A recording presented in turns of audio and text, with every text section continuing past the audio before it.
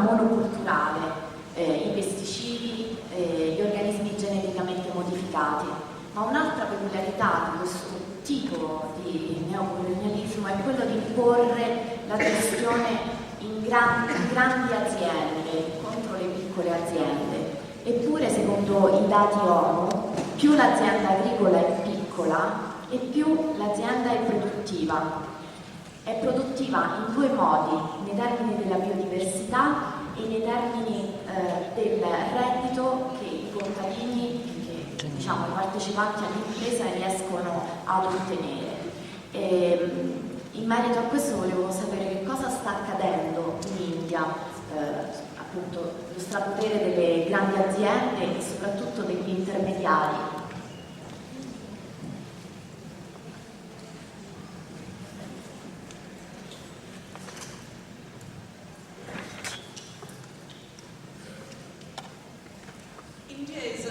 Small farmers. This is again related to our history. When the British came, one of the first things they did was create large landlords, so the landlords would collect rents for them, which made the entire British Empire run. And that control over agriculture and that extraction from agriculture led to the Great Bengal Famine of 1942. When 2 million people died. And after that, Gandhi gave a call to the British to quit India. So every year, 9th of August, we still celebrate Quit India. We do it around Monsanto. Monsanto quit India. And we've got them to stop cancer. You know, we've had many, many agreements cancelled. Legally, it's not easy in India to create these large landholds. We have a limit, as Tonio was saying. We know that justice requires limits. Limits in this case in terms of concentration of land. But we also know, scientifically, we know economically, we know biologically, that the smaller the land holding, the more the farmer produces. This is an established fact. So by policy, we have kept smaller farms. But of course, there is this huge push globally to use land which can produce life to become the source of commodities. Unfortunately, not only is there the pressure of institutions like the World Bank and IMF, there's also the pressure of the World Trade Organization rules, but there's pressure of bilateral agreements, especially with the United States. There's one particular agreement on agriculture which was signed by our Prime Minister in 2005 with President Bush. And on the board of this agreement sit Monsanto, Conagra and Walmart. Now, Walmart is the world's biggest retailer. Monsanto is the world's biggest seed company. 2005, we had a big movement, we didn't let Walmart. 2007, they tried again, they could only get wholesale, not retail. Because more than 50 million Indian people are directly involved in retail. You know, selling vegetables, coming to your doorstep, having a little shop. And I personally believe India is India because of these amazing markets that we have. Tiny, tiny, tiny little markets. Because when you have that kind of scale, you can be very diverse. You can choose what you sell. Walmart has to deal with uniformity because of the scale of operations. It deals with millions of tons. And it all comes to some centralized warehouses from where it is then shipped out to all its big shops. Last year in November, the government tried to allow Walmart to enter. We had big protests, big movements. Commitment was made that they will not pass this decision without going through the Indian Parliament. Very, very sadly, some big, what we were talking about.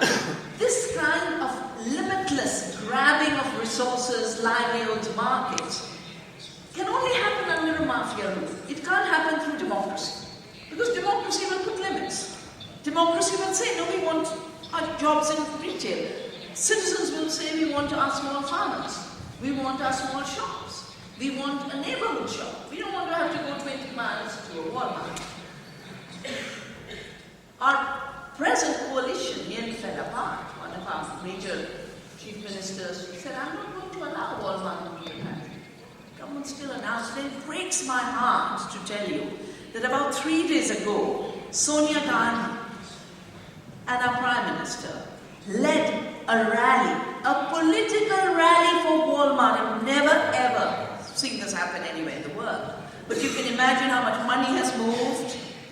You can imagine how much pressure has been brought. Hillary Clinton even made a visit to India just for this, only to open up to Walmart. Now, when you have that scale of buying and selling, you have to have giant farms.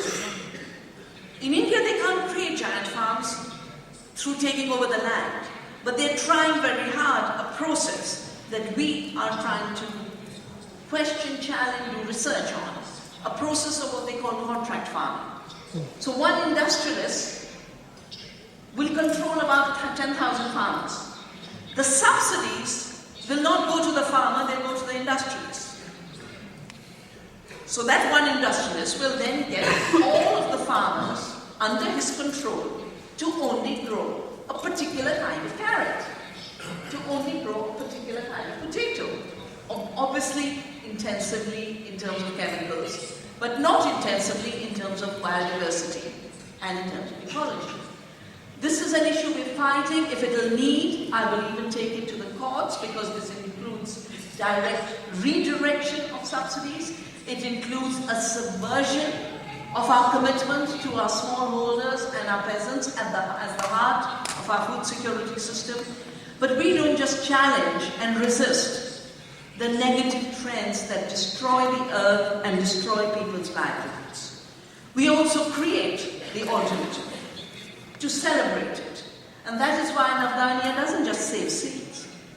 We are, I think, the country's biggest network of what you call biological production, ecological production. Mm-hmm. And because we've saved the seeds, we have a lot of diversity in our farms, which produce more nutrition. We have a report called Health Per Acre that shows that the only way to get rid of malnutrition in India is to have more biodiversity on our farms, because per unit acre you get more nutrition at lower cost with no toxics in your food. And finally, this is what we share. Libera and Navdanya. Protect the earth and liberate the sea by bringing to the market products that are sustainable, just, and good for all, including the people who buy the food. In our case, it is not just food now. My colleagues are here. Ruchi is here from India, and Caroline and Maria Grazia are here from Navdanya International. But I started about 5 years ago in the cotton areas where the suicides are happening. We started Fibers of Freedom. We saved cotton seed. We helped the farmers go organic. Now we're helping with bringing the hand-spun and hand-woven cloth that Gandhi called khadi, vegetable dyed, hand-printed, creating creative work at every step. Because I think the measure of efficiency and the measure of productivity that is based on fossil fuels defines any economy as efficient if it gets rid of people. Because they measure efficiency with respect to labor, not with respect to resources. So you use more and more resources, you use more and more fossil fuel, you create more and more toxic waste which has to be dumped somewhere, and you call it efficient.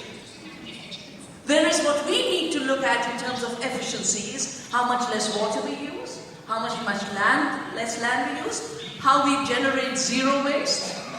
Those are measures of efficiency. And then the measures of creativity are how many minds and hands and hearts were able to get creative expression in the local economy. This is going to be our task to get out of the present crisis. This is what we were discussing in the mayor's office.